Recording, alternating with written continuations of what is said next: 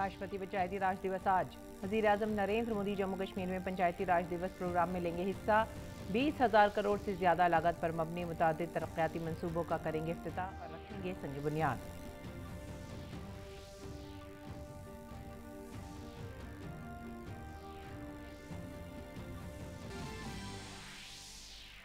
वज़ीर-ए-आज़म नरेंद्र मोदी को आज मुंबई में पहले लता दीनानाथ मंगेशकर पुरस्कार से किया जाएगा सरफराज। मुल्क की तामीर और तरक्की के लिए नुमाया ताउन के इतराफ़ में वज़ीर-ए-आज़म को दिया जाएगा एजाज़। वज़ीर-ए-आज़म ने कहा कि लता दीदी से जुड़ा एजाज़ मिलने पर हूँ शुक्रगुजार।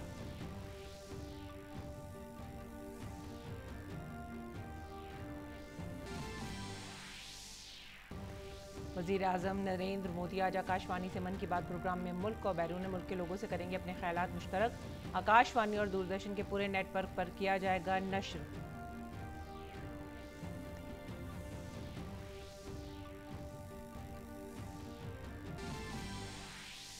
यूरोपीय कमीशन की सदर Ursula von der Leyen Bharat के 2 रोज़ा दौरे पर पहुंची। कल होने वाले रायसीना डायलॉग की इफ्तिताही तकरीब में वज़ीर-ए-आज़म के साथ शरीक होंगी। यूरोपीय यूनियन के सदर ने कहा कि वो वज़ीर-ए-आज़म मोदी के साथ 2 तरफ़ा उमूर पर बातचीत करेंगी।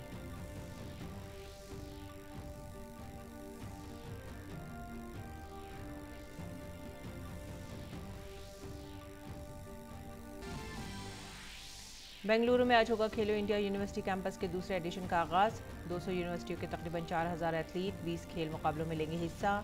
टीडी स्पोर्ट्स पर होगा बराह रास्त नश्र। वज़ीर-ए-आज़म ने कहा कि नौजवानों में खेलों की सलाहियतों को निखारने में मददगार साबित होगा मुकाबला।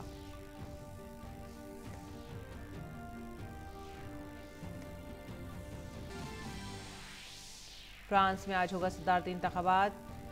फैसला कुन मरहला मौजूदा सदर एमैनुअल मैक्रों का मान ले पिन से बराह रास्त मुकाबला। इस मरहले का फातिह मुंतखब होगा फ्रांस का अगला सदर।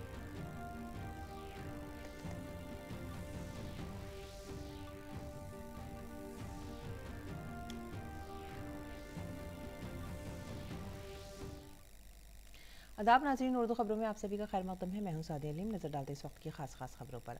आज कौमी पंचायती राज दिन है। इस मौके पर वज़ीर-ए-आज़म नरेंद्र मोदी तकरीब में शिरकत के लिए आज जम्मू कश्मीर का दौरा करेंगे। वज़ीर-ए-आज़म मुल्क भर में तमाम ग्राम सभा से खिताब करेंगे। वो सांबा जिले की पल्ली पंचायत का दौरा करेंगे। इस दौरे के दौरान वज़ीर-ए-आज़म मोदी तकरीबन 20,000 करोड़ रुपए की लागत पर मुख्तलिफ तरक्याती मंसूबों का इफ्तिताह और संग बुनियाद रखेंगे। वज़ीर-ए-आज़म मोदी अमृत सरोवर पहल का भी आगाज़ करेंगे। वज़ीर-ए-आज़म 3100 करोड़ रुपए से ज़्यादा की लागत से तामीर करदा बानिहाल काजीगंज रोड टनल का इफ्तिताह करेंगे। 8.5 किलोमीटर लंबी सुरंग से बानिहाल और काजीगंज के दरमियान सड़क का फासला 16 किलोमीटर कम हो जाएगा और सफ़र का वक्त तकरीबन 1.5 घंटे तक कम हो जाएगा। इस टनल की देख रेख और हंगामी सूरत हाल में बाहर निकलने के मकसद के लिए हर 500 मीटर के फासले पर दोहरे ट्यूबों को एक क्रॉस रास्ते से जोड़ा जा रहा है। ये सुरंग जम्मू कश्मीर के दरमियान हर मौसम में राब्ता कायम करने और दोनों खित्तों को करीब लाने में मददगार साबित होगी। वज़ीर-ए-आज़म 7500 करोड़ रुपए से ज़्यादा की लागत पर मबनी ज़ेर तामीर दिल्ली अमृतसर कटरा एक्सप्रेसवे के 3 लेन वाले पैकेज का भी संग बुनियाद रखेंगे। इसके साथ वज़ीर-ए-आज़म रतले और कवार हाइड्रो इलेक्ट्रिक मंसूबों का भी संग बुनियाद रखेंगे। किश्तवाड़ जिले में दरियाए चनाब पर तकरीबन 5,300 करोड़ रुपए की लागत से 850 मेगावाट का रतले हाइड्रो इलेक्ट्रिक प्रोजेक्ट तामीर किया जाएगा। जम्मू कश्मीर में जन औषधि केंद्रों के नेटवर्क को भी मजबूत वसअत देने और सस्ती कीमतों पर अच्छे म्यार की जेनरिक अद्वियात फराहम करने के मकसद से 100 मराकज़ को कामकाज के लिए तैयार किया गया है। इन्हें वज़ीर-ए-आज़म कौम के नाम वक्फ करेंगे। वज़ीर-ए-आज़म स्वामित्व योजना से फ़ायदा उठाने वालों को स्वामित्व कार्ड सौंपेंगे।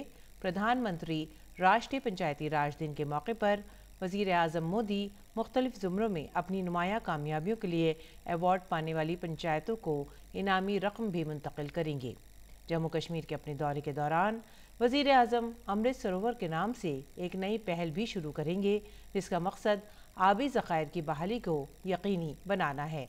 इस पहल का मकसद मुल्क के हर ज़िले में 75 आबी ज़खायर को तरक्की से जोड़ना और उनकी बहाली को यकीनी बनाना है। वज़ीर-ए-आज़म नरेंद्र मोदी को आज मुंबई में पहले लता दीनानाथ मंगेशकर अवार्ड से नवाजा जाएगा। वज़ीर-ए-आज़म ने ट्वीट करते हुए कहा कि लता दीदी से मुतालिक इस एजाज़ के लिए मैं शुक्रगुजार हूँ। उन्होंने हमेशा ही एक मजबूत और खुशहाल भारत का ख्वाब देखा और मुल्क की तामीर में किरदार अदा किया। और वज़ीर-ए-आज़म नरेंद्र मोदी आज सुबह 11 बजे ऑल इंडिया रेडियो से अपने मन की बात प्रोग्राम में मुल्क और बैरून मुल्क के लोगों के साथ अपने ख्यालात शेयर करेंगे। ये माहाना radio program All India Radio और दूरदर्शन के पूरे नेटवर्क पर नश्र किया जाएगा। ये प्रोग्राम ऑल इंडिया रेडियो की वेबसाइट और मोबाइल ऐप पर भी नश्र किया जाएगा। ये ऑल इंडिया रेडियो, दूरदर्शन समाचार, वज़ीर-ए-आज़म के दफ्तर और इत्तलात और नशरियात की वजारत के यूट्यूब चैनल्स पर भी बराह रास्त नश्र किया जाएगा।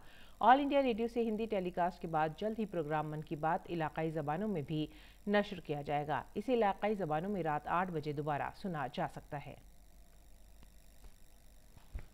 मरकजी वज़ीर दाखिला अमित शाह आज पुडुचेरी का दौरा करेंगे। वो वहाँ महाकवि Subramaniam Bharati memorial museum research centre का दौरा करेंगे और अजीम लीडरों को खराज अकीदत पेश करने के लिए अरबिंदो आश्रम भी जाएंगे। उसके बाद अमित शाह पुडुचेरी यूनिवर्सिटी में श्री अरबिंदो की 150वीं यौम पैदाइश की तकरीबात में शिरकत करेंगे। मरकजी वज़ीर दाखिला अमित शाह भी पुडुचेरी में मुख्तलिफ प्रोजेक्टों का संग बुनियाद रखने वाले हैं।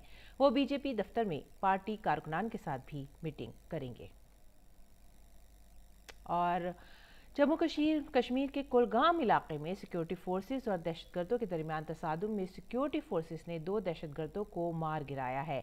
आईजीपी कश्मीर के मुताबिक मारे गए दोनों दहशतगर्द पाकिस्तानी हैं। दोनों दहशतगर्दों का जैश मोहम्मद से ताल्लुक है। दहशतगर्दों से 2 AK-47 राइफल्स, 7 AK मैगजीन, 9 दस्ती बम समेत असला और गोला बारूद बरामद हुआ है। फिलहाल इलाके में सर्च ऑपरेशन जारी है। मुल्क में खेल का मेयार ज़मीनी सतह पर मजबूत हो और नौजवानों की खेल से मुतालिक तमाम बारीकियों पर गिरफ्त बरकरार रहे, इस मकसद से शुरू हुए खेलो इंडिया प्रोग्राम के तहत खेलो इंडिया यूनिवर्सिटी गेम्स का दूसरा एडिशन इतवार से कर्नाटक की राजधानी बेंगलुरु में शुरू होगा। इस बार 20 से ज़ायद यूनिवर्सिटियों के 4000 खिलाड़ी 20 खेलों में हिस्सा ले रहे हैं। इसका इफ्तिताह नायब सदर जमहूरिया एम वेंकैया नायडू करेंगे। वज़ीर-ए-आज़म नरेंद्र मोदी ने कल अपने ट्वीट में कहा कि ये गेम नौजवान खेलों के टैलेंट को परवान चढ़ाने में बहुत ही अहम साबित होंगे।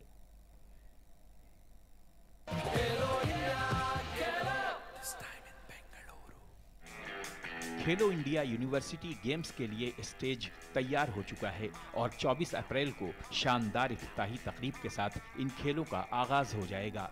KIEU 2021 के दूसरे सीजन में तकरीबन 200 यूनिवर्सिटियों के 4000 एथलीट 20 इवेंट में पहला मकाम हासिल करने के लिए मुकाबला करेंगे।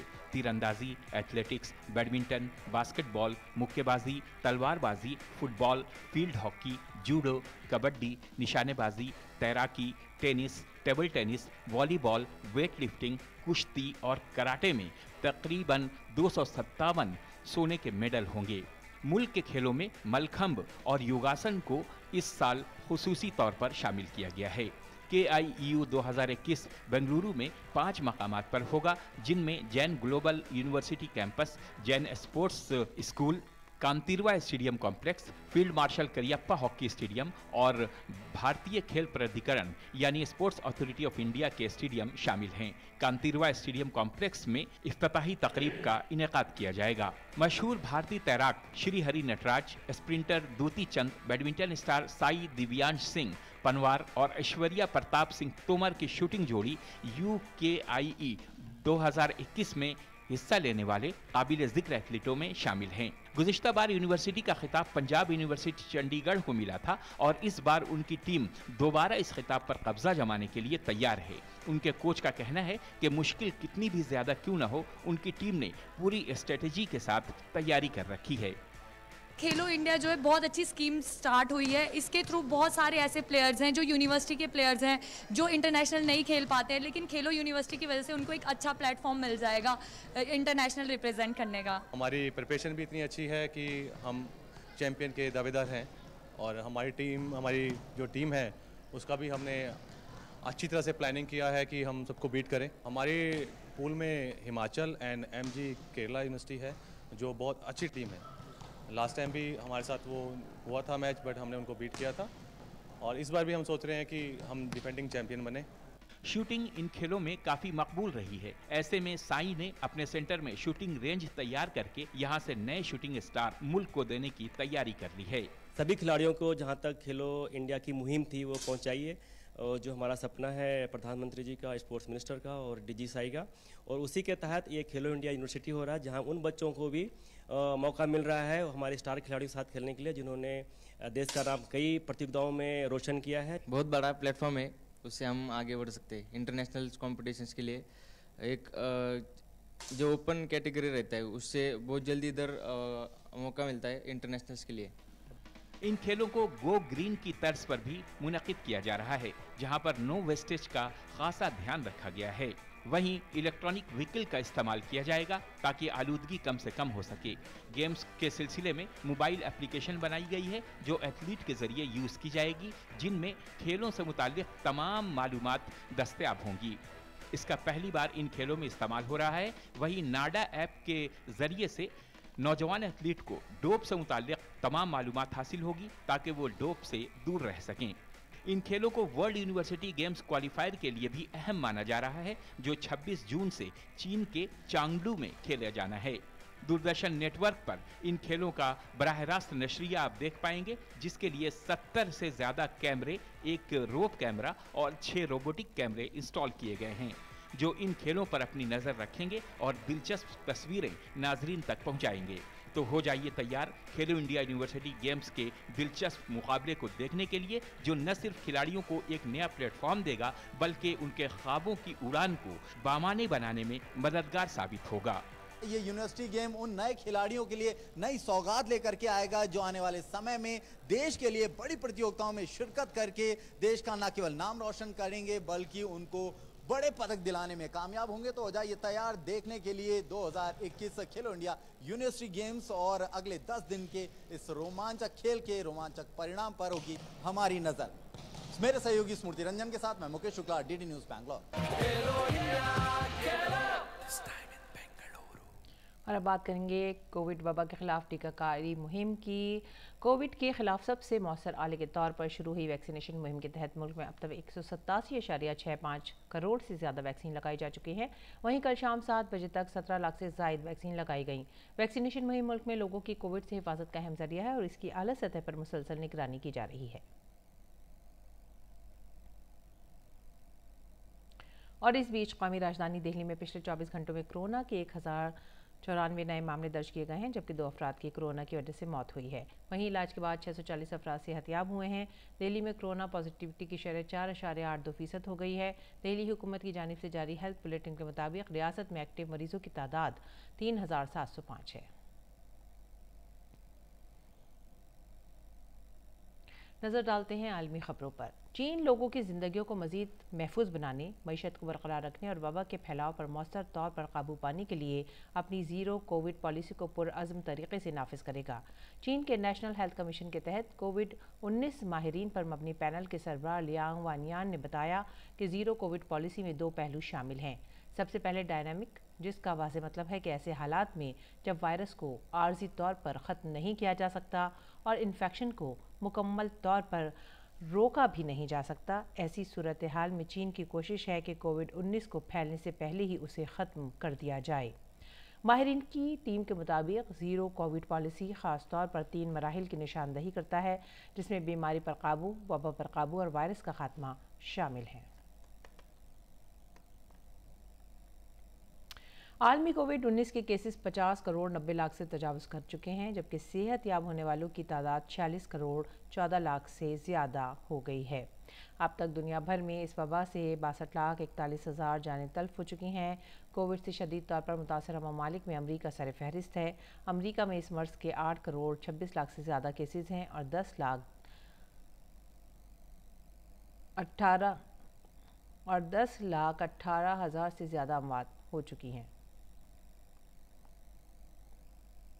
इस दौरान यूरोप में फ्रांस 2 करोड़ 82 लाख से ज़्यादा केसेस के साथ कोविड-19 से सबसे ज़्यादा मुतासिर है। इसके बाद जर्मनी में जहां 2 करोड़ 41 लाख केस दर्ज हुए हैं, वहीं बरतानिया 2 करोड़ 19 लाख केसेस के साथ तीसरे नंबर पर है, जबकि रूस में 1 करोड़ 81 लाख से ज़्यादा केस हैं। यूरोपीय कमीशन की सदर उर्सुला वॉन डर लेयन आज भारत के 2 रोज़ा सरकारी दौरे पर राजधानी दिल्ली पहुंची। अपने दौरे के दौरान वो वज़ीर आज़म मोदी के साथ दोतरफा उमूर पर बातचीत करेंगी। वो सदर जमहूरिया रामनाथ कोविंद से भी मुलाकात करेंगी। काबिल ज़िक्र है कि वो रायसीना डायलॉग के रमा बरस के एडिशन की मेहमान खुसूसी के तौर पर मदऊ हैं। अगली खबर फ्रांस से। आज फ्रांस में सदारती इंतखाबात का दूसरा और फैसला कुन मरहला होगा। सदर एमैनुअल मैक्रों इस इंतखाब में दाएं बाजू की उम्मीदवार मैरिन ली पेन के सामने इंतखाबी मैदान में है। इंतखाबात का ये मरहला फ्रांस के अगले सदर के नाम का फैसला करेगा। गुज़िश्ता सदारती इंतखाबात में ये दोनों सदारती इंतखाब की आखिरी दौड़ में पहुंच गए थे, लेकिन उस वक्त दाएं बाजू की उम्मीदवार मैरिन को मैक्रों के हाथों शिकस्त का सामना करना पड़ा था। सदर मैक्रों को 10 अप्रैल को होने वाले इंतखाबात के पहले मरहले में सबकत मिली थी। सर्वे के मुताबिक उन्हें इस मरहले में सबकत हासिल है। और यूक्रेन के शहर डॉनबास के शुमाल मगरिब में रूसी गोलीबारी से 3 अफराद हलाक और 7 जख्मी हो गए हैं। खार्किव के गवर्नर के मुताबिक रूसी अफवाज के गुज़िश्ता रोज़ इलाके में 50 से ज़्यादा रॉकेट हमले किए गए। ताहम रूस ने इस बात की तरदीद की है कि वो उसकी फ़ौज आम शहरियों को निशाना बना रही है।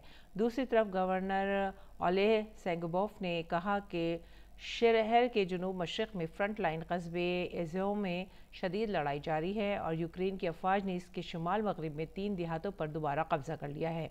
रूस ने दावा किया है कि उसने यूक्रेन के एक जंगजू तैयारे को मार गिराया है और खार्किव के एक हवाई अड्डे पर यूक्रेन के 3 हेलीकॉप्टर भी तबाह कर दिए हैं। रूसी दावे पर यूक्रेन की जानिब से फौरी तौर पर कोई तबसरा सामने नहीं आया है। दूसरी जानिब यूक्रेन की फ़ौज ने भी दावा किया है कि उसने जंग के आगाज़ से अब तक 177 रूसी तैयारे और 154 हेलीकॉप्टर तबाह किए हैं।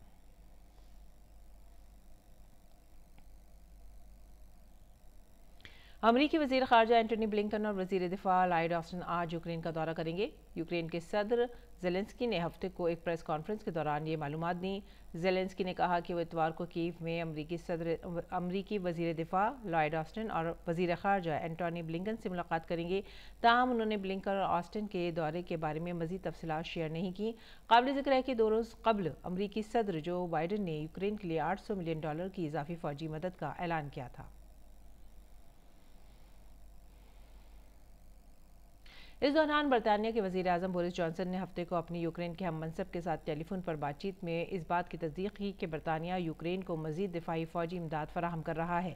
इत्तला के मुताबिक यूक्रेन को महफूज गाड़ियाँ, ड्रोन्स और टैंक शिकन हथियार भेजे जा रहे हैं।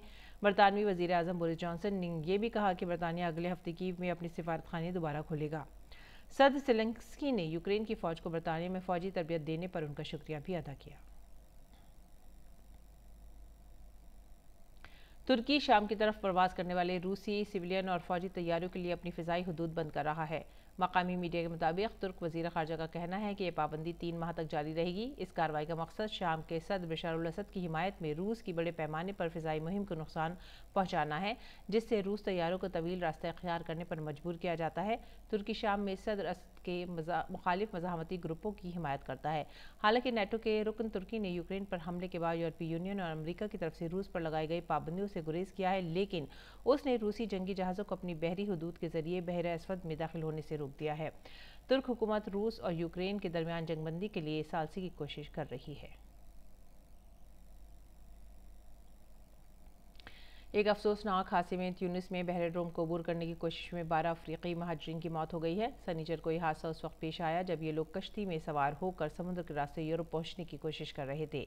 हादसे के बाद से तकरीबन 10 लोग लापता हैं, वहीं लगभग 98 लोगों को बचा लिया गया है।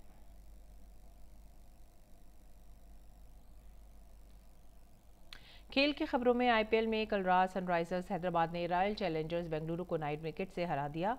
मुंबई के बरीबान स्टेडियम में पहले बल्लेबाजी करते हुए बेंगलुरु की पूरी टीम 17वें ओवर में महज 68 रन पर सिमट गई। बेंगलुरु की जानिब से सुरेश प्रभु देसाई ने सबसे ज़्यादा 15 रन बनाए। हैदराबाद की जानिब से मार्को जेनसन और टी नटराजन ने 3-3 विकेट लिए, जबकि स्पिनर जगदीश सर्स्ट ने 2 विकेट हासिल किए। जवाब में हैदराबाद ने 69 रन का हदफ 8वें ओवर में हासिल किया। हैदराबाद की जानिब से अभिषेक शर्मा ने 28 गेंदों में 47 रन बनाए। इससे कबल एक दूसरे मुकाबले में गुजरात टाइटंस ने कोलकाता नाइट राइडर्स को 8 रन से हरा दिया। नवी मुंबई के डीवाई पाटिल स्टेडियम में पहले बल्लेबाजी करते हुए गुजरात ने मुकर्ररा 20 ओवर में 9 विकेट के नुकसान पर 156 रन बनाए। जवाब में कोलकाता की टीम 20 ओवर में 8 विकेट पर 148 रन ही बना सकी।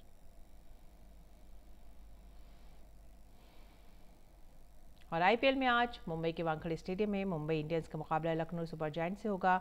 मैच शाम 7:30 बजे शुरू होगा। मुंबई की टीम इस सेशन में अपने तमाम 7 मैच हार गई है। प्लेऑफ की दौड़ से तकरीबन बाहर हो चुकी मुंबई इंडियंस की टीम इस मुकाबले में जीत हासिल करने कर अपनी शिकस्त का सिलसिला तोड़ना चाहेगी। दूसरी जानिब लखनऊ सुपर जायंट्स की टीम अच्छी कारकर्दगी का मुजाहरा कर रही है। उसने 7 में से 4 मुकाबले जीते हैं, लेकिन पिछले मैच में उसे रॉयल चैलेंजर्स से शिकस्त का सामना करना पड़ा था।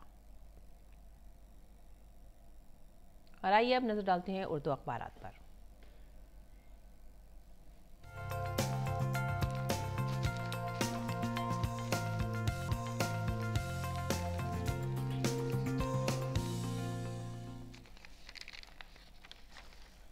नाज़रीन, उर्दू अखबारात के जायज़े में जो सबसे पहली खबर हमने ली है वो है रोज़नामा राष्ट्रीय सहारा से, और ये खबर है हुकूमत की जानिब से न्यूज़ चैनल को सख्त हिदायत दी गई हैं। ख़ास तौर से यूक्रेन रूस जंग और जहांगीरपुरी तशद्दुद की कवरेज के मामले पर सरजनिश की गई है कि वो इत्तेदाल से काम लें।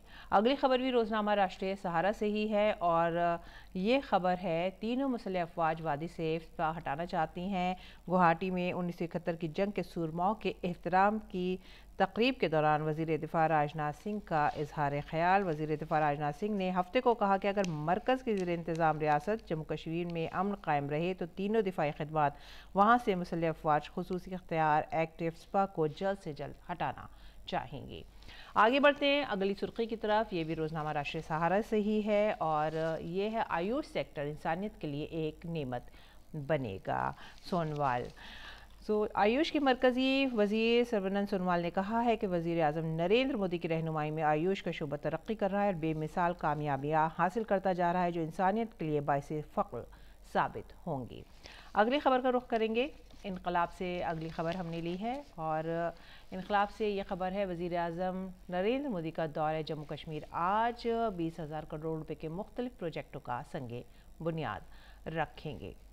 आगे बढ़ेंगे अखबार मशरिक़ की तरफ। हिंदुस्तान से 79,000 से ज़्यादा आज़मीन सफ़र हज पर जाएंगे, और इसके लिए हज कमेटी से कहा गया है कि वो अपनी तैयारी की रफ्तार को मज़ीद तेज़ कर दें। अगली खबर हिंदुस्तान एक्सप्रेस से हम लेंगे। आलमी बैंक के सदर से वज़ीर ख़जाना की मुलाकात हुई है। आलमी बैंक के कर्ज़ से 2-4 ममालिक को बचाने के लिए क़ौर-व-क़ौज़ किया गया।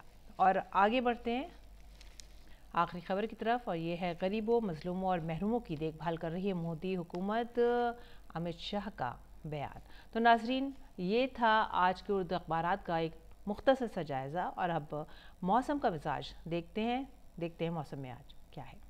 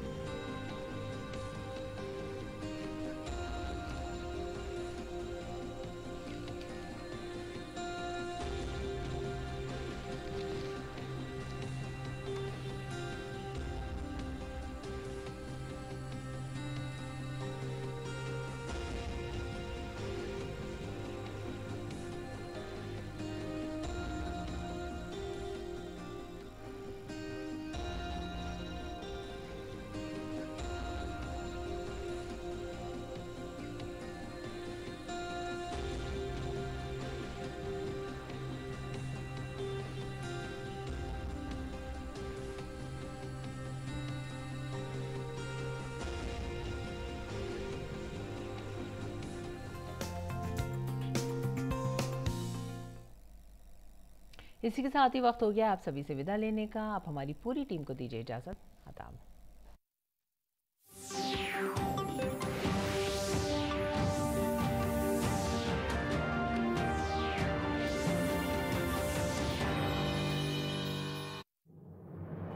मन की बात है जन जन की, संघर्षों के कुछ किस्से, कहानी कुछ सफलताओं की, अनकही विरासत की, उम्मीदें नए भारत की। महीने के आखिरी रविवार का रहता है इंतजार। मलयाचल के आंचल से विंध्याचल के आंगन तक, ब्रह्मपुत्र के घाट से हिमालय के विस्तार तक होती है मन की बात प्रधानमंत्री के साथ। तो सुनिए इस महीने 24 अप्रैल सुबह 11 बजे मन की बात। आकाशवाणी और दूरदर्शन के सभी